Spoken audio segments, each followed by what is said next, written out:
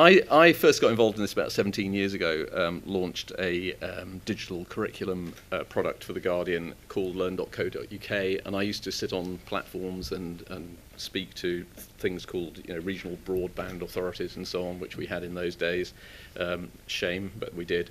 I used to talk a lot about this, and I used to, in all sincerity, sit down or stand up and say, look, the logic here is that textbooks get replaced by digital, and it happens fast because it's so easy to do. Digital is so much more convenient. We can update, it's dynamic, it's connected, and so on and so on. And textbooks take, a long time to create, and then they sit there for several years and they don't get replaced and revised. It's obvious that we're going to move to digital. Let's just get on with it. And I was so massively wrong. It's unbelievable. Many years later, actually, last year, I sat on a very similar panel to this at the International Publishers Association annual conference at the London Book Fair. And I was asked by the person chairing the panel, Colin, you set off doing this. Can you explain to me why is it that in the most recent surveys, only 14% of time in United Kingdom classrooms, and bear in mind we're a highly developed, highly connected society, why is it that only 14% use any kind of digital materials at all? Surely you failed. And my answer is maybe 14% is about right, actually. That might be the right level of use of digital materials in the classroom in the United Kingdom. It's worth bearing in mind, by the way, if we're just doing a quick little bit on stats here, that for the rest of the world it's about 4%.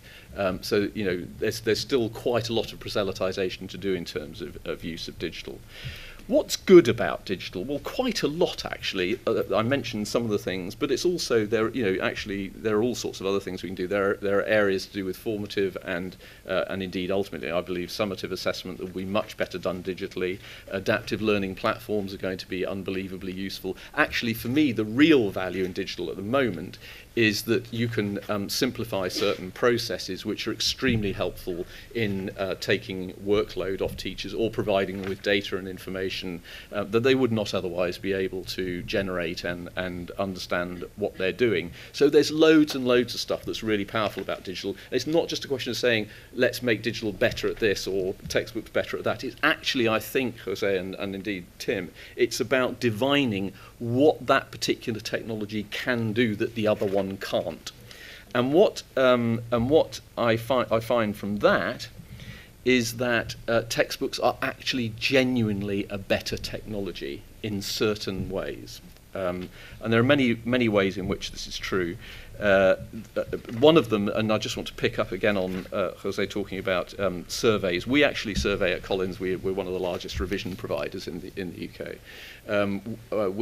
I very deliberately set about surveying every year students, 16-year-old students roughly, about their use of materials for revision, because it's extremely important to us to know what they use, how they use it, etc.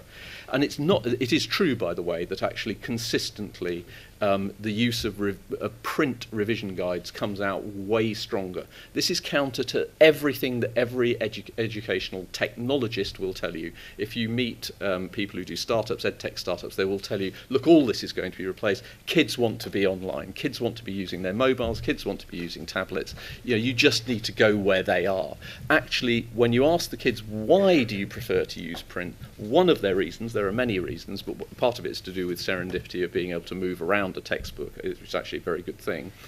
But one of the reasons is I do my social life there, I do my entertainment there, I do all that kind of other, I watch films there, I connect with people there. I don't also want to do my classroom learning there. It's a very, very powerful thing, that. And I think we need to listen to what kids are saying about that. I want to flip back to something that Tim said about it being a key instrument. I think that's obviously I do think that textbooks are a key instrument in the process, and it's very important to remember that we who create textbooks are fundamentally not simply recreating content in a different order all the time. What we're doing is thinking several layers down, what's the best possible way of delivering learning, and then putting the content into that.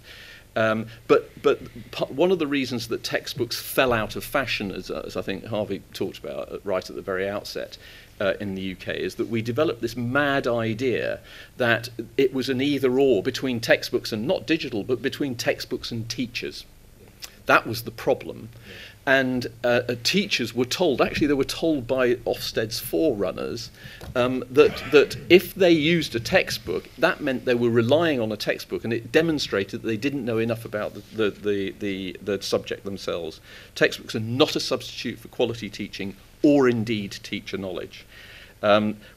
My view very strongly is that we need to get back to a situation where teachers understand what a textbook is, what its value is. I too commonly meet head teachers and deputy head teachers who actually don't know what a textbook looks like and don't have them in their schools. And that's happened to me quite frequently. We need to get back from that. We need to get back from that without having this dichotomous argument between textbook and digital. We need to focus very clearly on which one is good at which purpose. Thank you very much.